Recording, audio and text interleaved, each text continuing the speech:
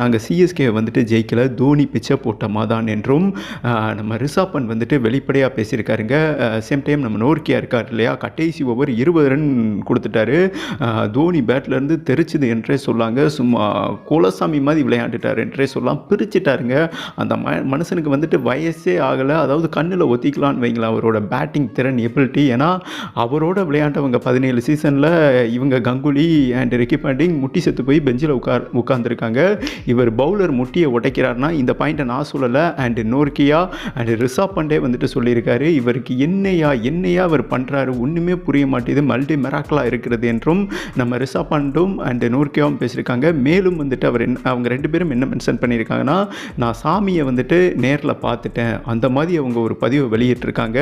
உண்மையிலேயே தோனி களமிறங்கும் போது ஒரு கடவுள் வந்தால் எப்படி ஃபேன்ஸோட சத்தம் இருக்குமோ அந்த லெவலில் இருந்தது. அரங்கம் அதிர்ந்தது. அந்த டெசிபிள் சவுண்ட் மீட்டர் இருக்கு இல்லையா, அந்த சவுண்ட் சிஸ்டம் வந்துட்டு கிட்டத்தட்ட ஒரு 5 நிமிஷம் ஸ்டக் ஆகிவிட்டது என்றும் சோசியல் மீடியாவில் ஒரு முக்கியமான செய்தி வந்திருக்குங்க.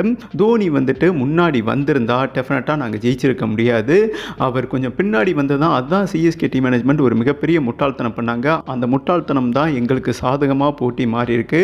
தோனி முன்னாடி வந்திருந்தார்னா டெஃபினட்டாக நாங்கள் தோற்றிருப்போம் என அண்டு நோர்க்கியாவும் சரி நம்ம ரிஷப் பண்டும் பதிவு பண்ணியிருக்காங்க. மேலும் நோர்க்கியா பேசியிருக்காருங்க, கடவுளை வந்துட்டு நம்மளால் பார்க்க முடியாது, ஆனால் தோனி இறங்கும்போது நீங்கள் அந்த இடத்துல இருங்க, டெஃபினட்டாக அந்த உணர்வு உங்களுக்கு ஏற்படும் என்று, அதாவது கடவுளை பார்த்த உணர்வு ஏற்படும் என்றும் அவர் வந்துட்டு மென்ஷன் பண்ணியிருக்காருங்க. மேலும் தோனி வர்றதுக்கு முன்னாடி நல்லா நோட் பண்ணிங்கன்னா தெரியும், மேட்சை எல்லா பவுலரும் சிறப்பாக போட்டாங்க. நோர்க்கியாலேருந்து கலீல் அகமதுலேருந்து முகேஷ் குமார்லேருந்து அவர் வந்து என்னைக்கு இறங்கினாரோ ரசிகர்கள் அந்த சவுண்டு அரங்கம் அதிர்ந்தது என்றே சொல்லலாம். ஒன்றுமே ஓட மாட்டேதுங்க. அதுக்கப்புறம் தான் டிசி பவுலர்ஸ் அட்டி வாங்கினாங்க. உங்களுக்கு தெரியும், இந்த ரீசனால் தோனி கொஞ்சம் முன்னாடி வந்திருந்தார்னா நாங்கள் டெஃபினட்டாக ஜெயிச்சிருக்க முடியாது.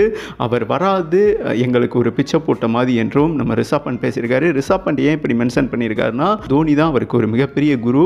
இன்னைக்கு ரிஷப் பண்ட் இந்த அளவுக்கு நேற்று ஹெலிகாப்டர் ஷாட்லாம் பத்ரனா ஓவரில் அடிக்கிறார்னா அதை கற்றுக் கொடுத்தவர் வந்துட்டு எம்எஸ்டி என்பது எல்லாருக்குமே தெரியும். அவரே வந்துட்டு வெளிப்படையாக சொல்லியிருக்காருங்க. ஃபைனலாக அவங்க 2 பேரும் என்ன பேசியிருக்காங்கன்னா, மென்ஷன் பண்ணியிருக்காங்கன்னா, நீங்கள் கடவுளை நேர பார்க்கணுமா, அப்போ தோனி இறங்கும்போது களத்தில் இருங்க, அந்த உணர்வு உங்களை அறியாமல் கடவுள் வந்த உணர்வு உங்களுக்கு தோன்றும் என்று வெளிப்படையாக வந்துட்டு இவங்க பாயிண்டை பதிவு பண்ணியிருக்காங்க என்பது குறிப்பிடத்தக்கது. மேலும் நம்ம ரிஷப் பண்ட் என்ன சொல்லியிருக்காருன்னா, தோனி கொடுத்த பாடம் தாங்க, வேறு ஒன்றுமே இல்லை. அவர் வந்துட்டு எப்படி ஒரு ஸ்பின்னரை யூஸ் பண்ணுறாரோ, ராச்சின் ரவீந்திரா இருக்கும்போதே ஜடேஜாவுக்கு தான் ஒரு ஓவர் கொடுத்தாரு. அப்போ அவர் வந்துட்டு இங்கே ஃபாஸ்ட் பவுலர் சீமர்ஸ்க்கு தான் எடுப்பதுன்னு ஒவ்வொரு போட்டியிலையுமே கணிச்சிக்கிட்டு இருக்காரு. தோனியோட முடிவை தான் எங்கள் டீம் மேனேஜ்மெண்ட் இந்த மேட்சுக்கு முன்னாடியே நாங்கள் எடுத்தோம். தோனியோட ஐடியா தான் எங்கள் வெற்றிக்கு பின்னாடி இருந்து உதவி இருக்குது என்றும், அவர் கேப்டன்சி ஐடியாவை பிரசன்ஸ் ஆஃப் திங்கிங்கை ஃபாலோ பண்ணாலே வெற்றி ஆட்டோமேட்டிக்லி நம்ம அணிக்கு வந்து சேர்ந்து விடும் என்று ரிஷப் பண்ட் மென்ஷன் பண்ணியிருக்கார் என்பது குறிப்பிடத்தக்கது. அள்ளு விட்டுருச்சுங்க தோனி இறங்கும் போதுன்னு பேசியிருக்காருங்க.